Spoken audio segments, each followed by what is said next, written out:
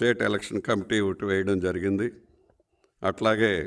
Command control team అనేటటువంటిది ఇక్కడే head ఆఫీస్లో కూర్చొని 5 జోన్స్కి 5 జోన్లకు కూడా 5 కమిటీలు వేస్తూ ఎవ్రీడే మానిటర్ చేస్తూ మరి ఈ ఎన్నికలను ముందుకు నడిపించడం కోసం, అదేవిధంగా మూడో దీంట్లో డిస్ట్రిక్ట్ ఎలక్షన్ కమిటీ అనేటటువంటిది డిస్ట్రిక్ట్ లెవెల్లో ఉంటుంది. దాని తర్వాత పార్లమెంటరీ కోఆర్డినేషన్ కమిటీ అని చెప్పి అదొకటి ఉంటుంది. దీని తర్వాత అసెంబ్లీ కోఆర్డినేషన్ కమిటీ అని చెప్పి అసెంబ్లీ కాన్స్టిట్యున్సీ లెవెల్లో ఉంటుంది. అట్లాగే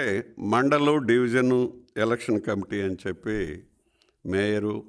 అదేవిధంగా మున్సిపాలిటీల్లో కూడా ఎన్నికలు ఉన్నాయి కాబట్టి వాటిని కూడా కలుపుకుంటూ ఈ వివిధ